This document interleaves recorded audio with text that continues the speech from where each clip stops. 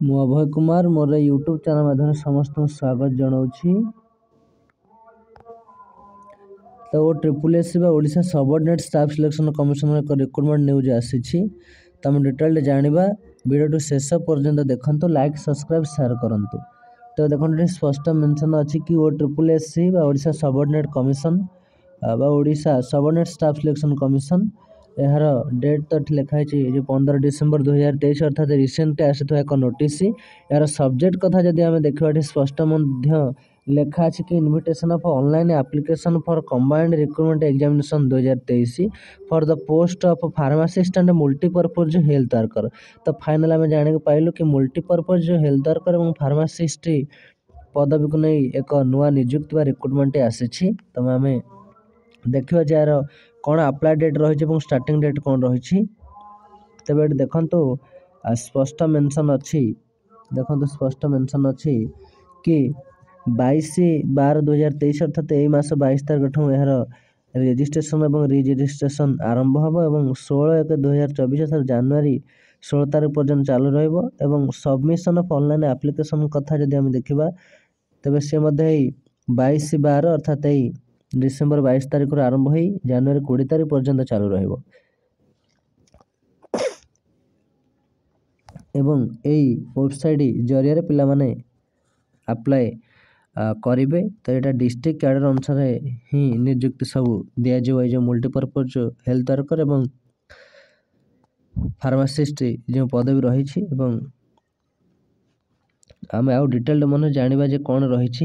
ଏହାର ସ୍କେଲ୍ ଲେବୁଲ୍ ପେ ବା କେତେ କ'ଣ ସାଲାରୀ ରହିବ ଦେଖିବା। ଫାର୍ମାସିଷ୍ଟ ରହିଛି 25,500ରୁ 81,100 ଟଙ୍କା, ଯେଉଁଟାକି ପେ ମାଟ୍ରିକ୍ସ ଲେବୁଲ୍ 7 ଅଛି। ସେହିପରି ମଲ୍ଟିପର୍ପୋଜ୍ ହେଲ୍ଥ ୱାର୍କର ପାଇଁ ଦେଖିବା ଆମେ, ଦେଖନ୍ତୁ ଏଠି ସ୍ପଷ୍ଟ ମେନ୍ସନ୍ ଅଛି 21,700ରୁ 69,100 ଟଙ୍କା ପର୍ଯ୍ୟନ୍ତ ପେ ମାଟ୍ରିକ୍ସ ଲେବୁଲ୍ 5 ଅନୁସାରେ ଦିଆଯିବ।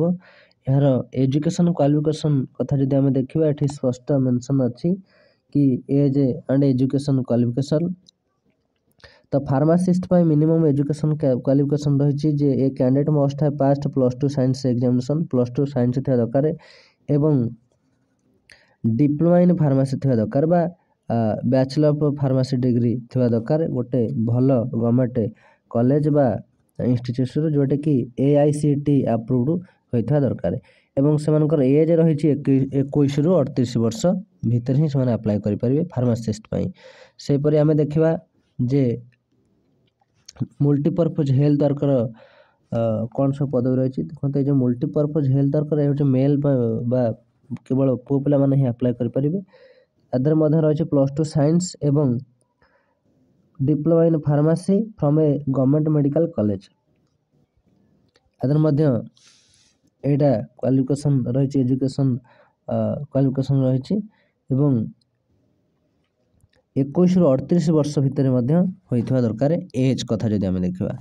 ତେବେ ଆଉ କ'ଣ ଇମ୍ପୋର୍ଟାଣ୍ଟ ରହିଛି ଯେ ଏଜ୍ ରିଲାକ୍ସେସନ୍ କଥା ମଧ୍ୟ ଏଠି ଅଛି ଯେ SC ST SCBC ଏବଂ ଓମେନ୍ କାଟାଗୋରୀ ପାଇଁ 5 ବର୍ଷ ଏଜ୍ ରିଲାକ୍ସେସନ୍ ରହିଛି। PWD କାଟାଗୋରୀ ରହିଛି 10 ବର୍ଷ।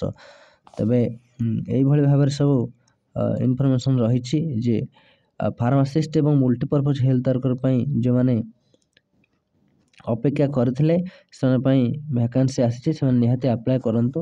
ଏବଂ ଆଉ ଗୋଟେ କଥା ଏଠି ଲେଖାଯାଇଛି, a candidate for the post of multipurpose health worker must have registered his name in Odisha pharmacy council and must have passed valid registration certificate as on the date of advertisement which shall be uploaded online. ତ ସେମାନଙ୍କ ପାଖରେ Odisha pharmacy ଯେଉଁ ରହିଛି register, ଯେଉଁ council ଯେଉଁ register system ରହିଛି ସେମାନଙ୍କ ପାଖରେ ସେଇଟା ଥିବା ଦରକାର ବା ସେମାନେ ରେଜିଷ୍ଟର କରିଥିବା ଦରକାର। ଏବଂ ପାସ୍ଡ ଦ ମିଡିଲ୍ ସ୍କୁଲ୍ ଏକ୍ଜାମିନେସନ୍, ତ ଏଇଟା ସମସ୍ତ ପାଖରେ ହିଁ ଅଛି ଯେଉଁଟାକି 10ମ ସାର୍ଟିଫିକେଟ୍।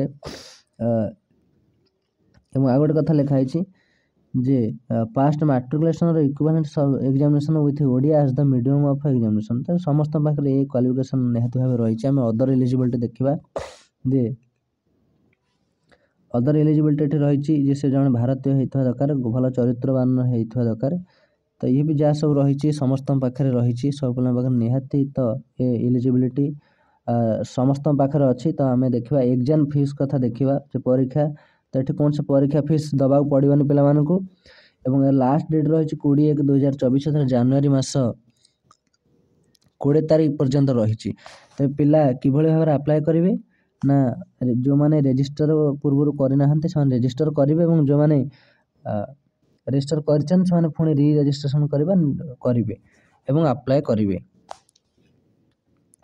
तबे आउ गोटे गुरुत्वपूर्ण कथा ये लिखाई ओरिजिनल सर्टिफिकेट और डॉक्यूमेंट कथा आम देखा जे एचएससी सर्टिफिकेट दरकार कही certificate of passing Odia as language subject final examination. तो यहाँ 10th सर्टिफिकेट समस्त पाखे थी।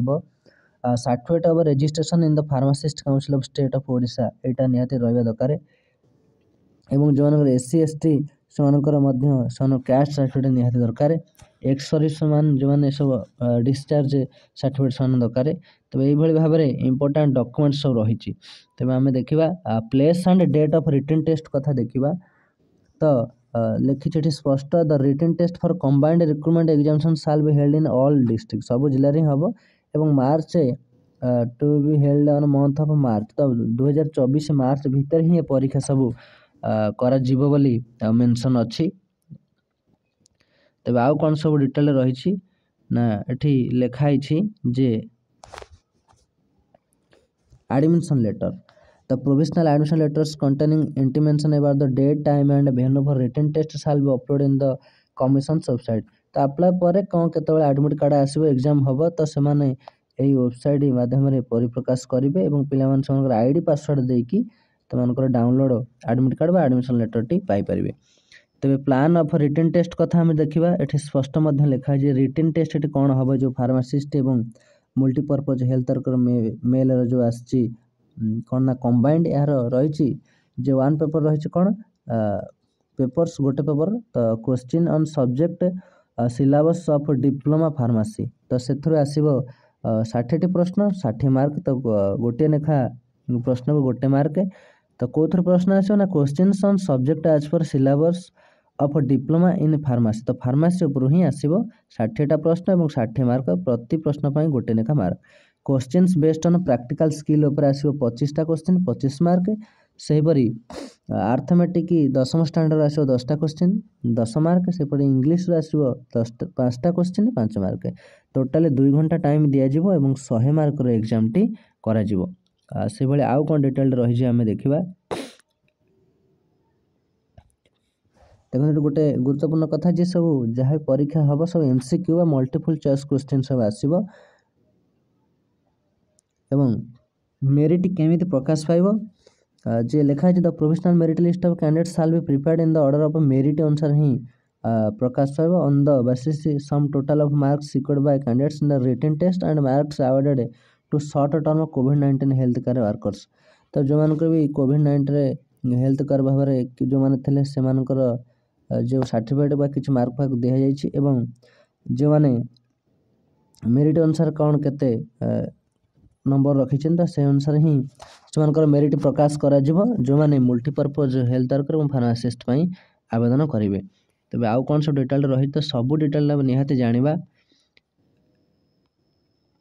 देखो रिजल्ट केमी प्रकाश पाइब से लिखी जे district wise provisional result shall be published. तो डिस्ट्रिक्ट वाइज ही रिजल्ट प्रकाश पाइब यही OSSC वेबसाइट माध्यम रिजल्ट प्रकाश पाइब। तबे आम देखा कौन तेबे आम तो जहाँ भी सब जानिले तब देखा कौन केते वैकेंसी अच्छी जोटा कि समस्ते चाहती जे कौन केते वैकेंसी अच्छी जानापी। देखो ये सब डिस्ट्रिक्ट वाइज वैकेंसी देछि जो वैकेंसी सब डिस्ट्रिक्ट वाइज देछि देखा देखो ये स्पष्ट मेंशन कर फार्मासिस्ट कौन केते पदवी अच्छी आम देखा जोटा कि डिस्ट्रिक्ट वाइज अच्छी आम देखा। देखो सब डिस्ट्रिक्ट अच्छी आम टोटाल पदवी देखा जे केते कौन अच्छी। देखो फार्मासिस्ट टोटाल पदवी रही देखो ये फार्मासिस्ट टोटाल पदवी 1002टी पदवी अच्छी फार्मासिस्ट रु। सेपरी आम मल्टीपर्पज हेल्थ वर्कर देखा जे कौन केते पदवी अच्छी। देखो ये स्पष्ट मेंशन अच्छी कि मल्टीपर्पज हेल्थ वर्कर मेल। तो यार केते कौन पदवी अच्छी हम टोटाल पदवी देखा। सबू डिस्ट्रिक्ट वाइज वैकेंसी अच्छी और रिजर्व वैकेंसी अच्छी SC ST SC BC ये भाव में आम यार टोटाल वैकेंसी देखा जे मल्टीपर्पज हेल्थ वर्कर हूँ 1451टी। तो फार्मासिस्ट अच्छी केतेटा ना 1002टी। से मल्टीपर्पज अच्छी हेल्थ वर्कर अच्छी 1451टी। तो এইଭଳି ଭାବରେ ବହୁତ ସାରା ଭ୍ୟାକାନ୍ସି ଅଛି। ତ ଯେଉଁମାନେ ନିଜକୁ ପ୍ରସ୍ତୁତ କରୁଛନ୍ତି ମଲ୍ଟିପର୍ପଜ୍ ହେଲ୍ଥ ୱାର୍କର ପାଇଁ ଏବଂ ଫାର୍ମାସିଷ୍ଟ ପାଇଁ ସେମାନେ ନିହାତି ନିଜକୁ ପ୍ରସ୍ତୁତ ରଖନ୍ତୁ ଏବଂ ଆପ୍ଲାଏ କରନ୍ତୁ। ଏକ୍ଜାମ୍ ପାଇଁ ମଧ୍ୟ ପ୍ରିପେୟାର ହୁଅନ୍ତୁ। ତ ଆମର ଏଇ ୟୁଟ୍ୟୁବ୍ ଚ୍ୟାନେଲ୍ରେ ମଲ୍ଟିପର୍ପଜ୍ ହେଲ୍ଥ ୱାର୍କର ପାଇଁ ମଧ୍ୟ ବହୁତ ଗୁଡ଼ିଏ କ୍ଲାସ୍ ପ୍ରୋଭାଇଡ଼ କରାଯାଇଛି। ତ ସେମାନେ ମଧ୍ୟ ଯେଉଁମାନେ ଚାହୁଁଛନ୍ତି ସେମାନେ ମଧ୍ୟ ନିହାତି ଭିଡ଼ିଓକୁ ଦେଖିପାରିବେ।